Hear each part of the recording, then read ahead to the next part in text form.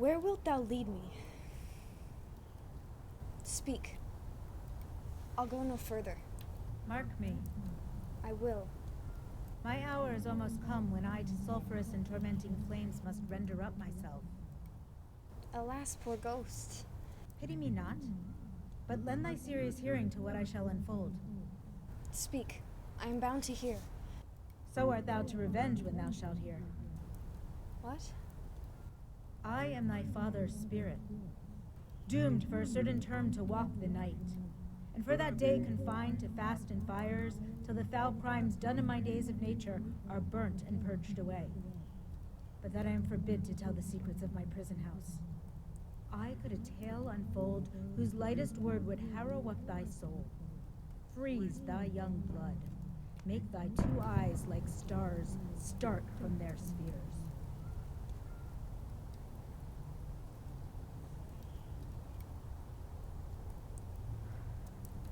Thy knotted and combined locks to part, and each particular hair to stand on end, like quills upon the fretted porpentine.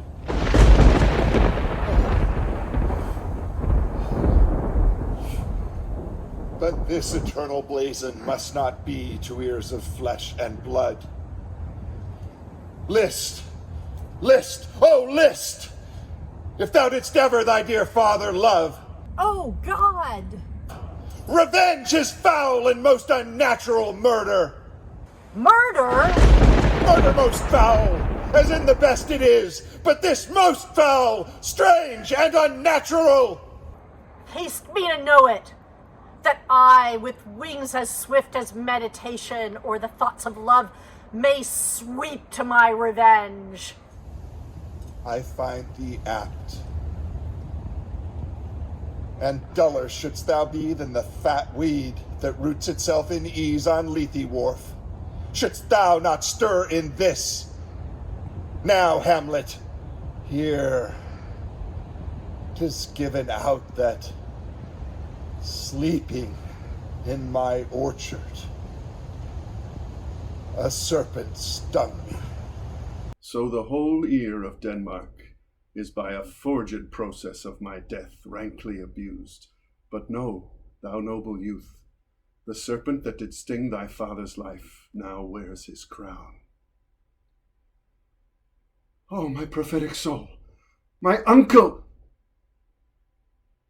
Aye, that incestuous, that adulterate beast, with witchcraft of his wit, with traitorous gifts, O wicked wit and gifts that have the power so to seduce, won to his shameful lust the will of my most seeming virtuous queen.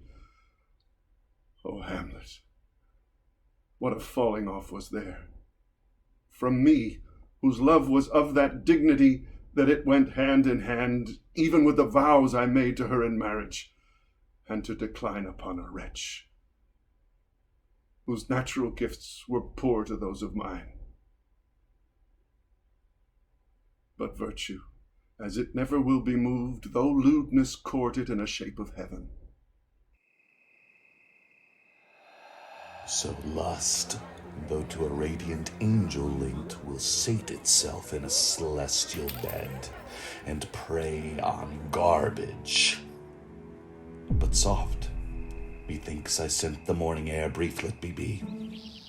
Sleeping within my orchard, my custom always of the afternoon, upon my secure hour thy uncle stole with juice of cursed Chinon in a vial, and in the porches of my ears did pour the leprous distilment, whose effect holds such an enmity with blood of man that swift as quicksilver it courses through the natural gates and alleys of the body, and with a sudden vigor doth posset and curd like eager droppings into milk the thin and wholesome blood. So did it mine, and a most instant tetter barked about, most lazar-like, with vile and loathsome crust all my smooth body.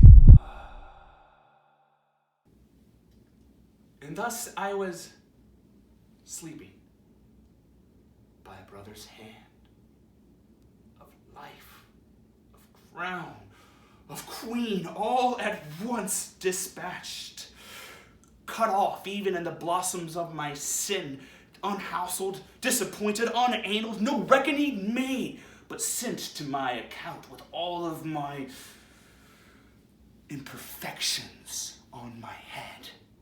Oh, horrible. Oh, horrible. Most horrible. If thou hast the nature in thee, bear it not. Let not the royal bed of Denmark be a couch for luxury and damned incest. But howsoever thou pursuest this act, take not thy mind, nor let thy soul contrived against thy mother aunt. No. Leave her to heaven, and to those thorns that in her bosom lodge, to prick and sting her. Fare thee well at once. The glowworm shows the matin to be near, and gains to pell his uneffectual fire. Adieu, adieu, Hamlet, remember me. O all you host of heaven, O earth, what else? And shall I couple hell? O fie, hold my heart. And you, my sinews, grow not instant old, but bear me stiffly up. Remember thee. Ay, thou poor ghost, while memory holds a seat in this distracted globe. Remember thee. Yea, from the table of my memory I'll wipe away all trivial fond records, all saws of books, all forms, all pressures past, that youth and observation copied there, and thy commandment all alone shall live within the book and volume of my brain, unmixed with baser matter. Yes, by heaven, O most pernicious woman! Oh, villain, smiling, damned villain! My tables, meet it as I set it down, that one may smile and be a villain. At least I'm sure it may be so in Denmark. So, uncle, there you are. Now to my word. It is adieu, adieu. Remember me. I have sworn. My lord, my lord, Lord Hamlet. Heaven secure him.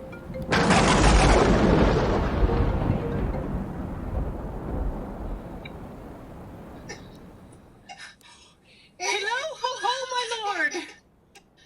Hello, ho, ho, boy. Come, bird, come. How is it, my noble lord? What news, my lord? Oh, wonderful. Good, my lord, tell it. No, you'll reveal it. Not I, my lord, by heaven. Nor I, my lord. How say you then? Would heart of man once think it? But you'll be secret? I, by heaven, my lord. There's ne'er a villain dwelling in all Denmark, but he's an errant knave. There needs no ghost, my lord, come from the grave to tell us this. Why, right you are, I the right. And so, without more circumstance at all, I hold it fit that we shake hands and part.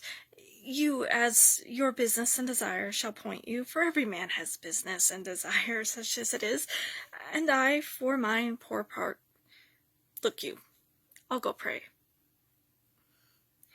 These are but wild and whirling words, my lord.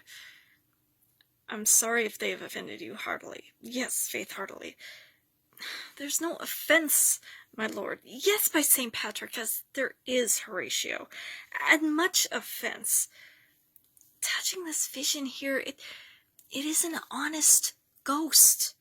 Let me tell you, for your desire to know what is between us, our master is away. And now, good friends, as you are friends, scholars, and soldiers, give me one poor request. What is it, my lord? We will. Never make known what you have seen tonight. My lord, we will not. Nay, but swear it. In faith, my lord, not I, nor I, my lord, in faith.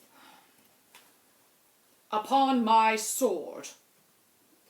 We have sworn, my lord, already. Indeed, upon my sword, indeed. Swear! Aye, boy, say'st thou so? Are they there, Truepenny? Come on, you hear this fellow in the cellarage? Consent to swear. Propose the oath, my lord. Never to speak of this that you have seen. Swear by my sword. Swear.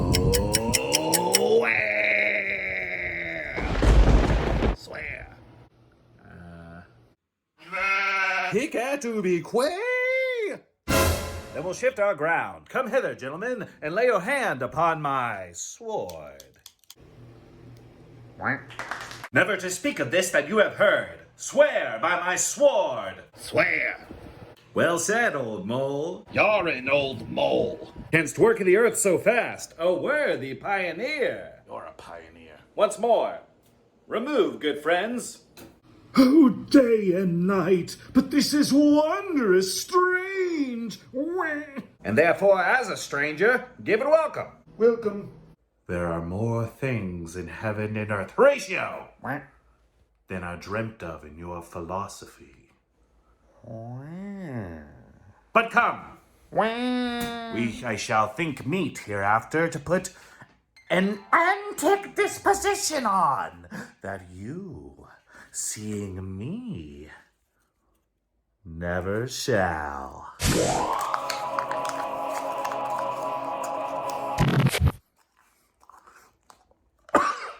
With arms encumbered thus, or headshake, or by pronouncing some doubtful phrase is, well, we know, or we could, and if we would, or if we list to speak, or there be, and if they might, or such ambiguous giving out to note that you ought of me this not to do, so grace and mercy at your most need help.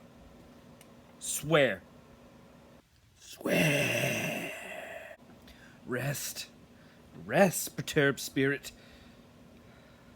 So, gentlemen, with all my love I do commend me to you, and what so poor a man as Hamlet may do, to express his love and friending to you, God willing, shall not lack.